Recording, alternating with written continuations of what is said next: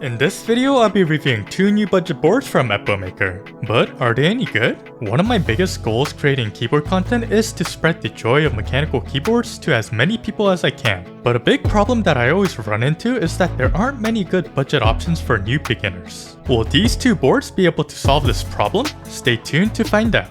Hello everyone, my name is Brian Stormy and welcome to my channel. Maker recently sent me their TH66 and TH96 for review. The TH66 is a gasket mounted 65% keyboard with the volume knob. The version that I got is their upgraded barebones kit priced at $99 that now includes a brass plate with QMK and VIA compatibility. However, this new version doesn't have a wireless mode anymore like the previous versions. While I love the QMK and VIA compatibility, plate material really depends on personal preference, and I wouldn't personally choose to pay $30 extra to have the steel plate replaced to brass. At the same time, I can't deny the fact that the gold accent from the plate looks amazing through the black translucent case and matches the gold knob really nicely. But going back to the previous versions, which were $69 for the barebones and $89 with the switches and keycaps, I would have loved to see this keyboard upgraded with more different plate materials such as polycarbonate and FR4 while keeping the same price tag. Meanwhile, the TH96 is a 96 layout keyboard also with the gasket mount that is priced at $149 for wireless with no QMK and VIA compatibility, or $179 for wired only with QMK and VIA compatibility.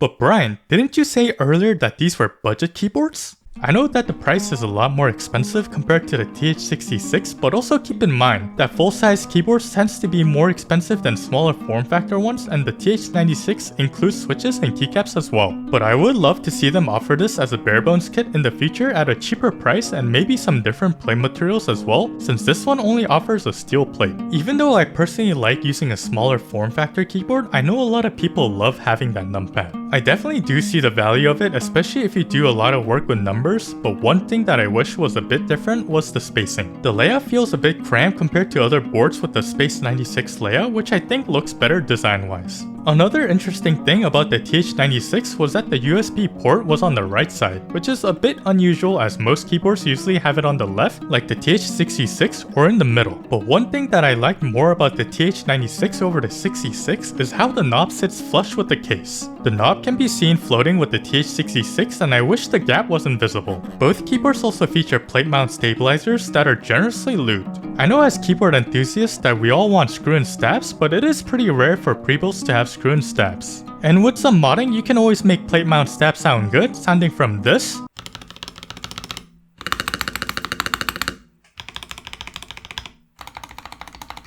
to this.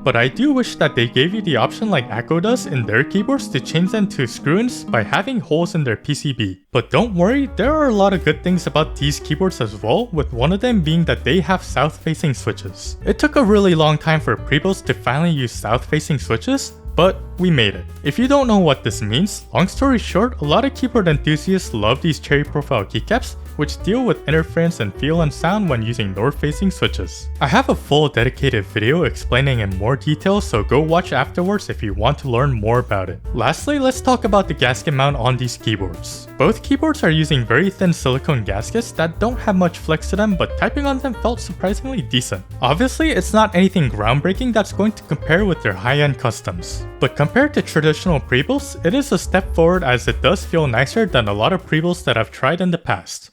So, the moment of truth. Are these two boards good recommendations for beginners trying to get into a keyboard hobby? While they're not the best keyboards that I've ever tried, they're not bad for what they are. Especially with the older TH66 versions being $69 for the barebones kit, I think it is a pretty good deal. However, one of my favorite things about these two keyboards is the fact that I can use the VIA software with them. I personally hate dealing with third-party softwares that are sometimes in other languages, and having one universal VIA software that I can use to easily change key mapping for all my keyboards is definitely convenient. So I would definitely get the QMK and VIA version since I don't use my keyboards wirelessly anyways. But overall, I do think that these keyboards are a step forward from the traditional pre-builds that we've been used to. They're taking into consideration popular keyboard designs such as the knob and gasket mount while finally having south-facing switches. I personally have been enjoying using the TH66 myself, taking it to work. Like I mentioned, I'm a fan of smaller layouts and I could definitely see this keyboard going into my keyboard rotation and seeing some time. So for new people looking to get into the keyboard hobby, these keyboards are definitely solid options to look at. But these are all my personal opinions, so let me know down in the comments how you feel about the boards. Big thanks to Epomaker for sending out the products for review. If you're interested in the products featured in today's video, I'll leave links in the description below.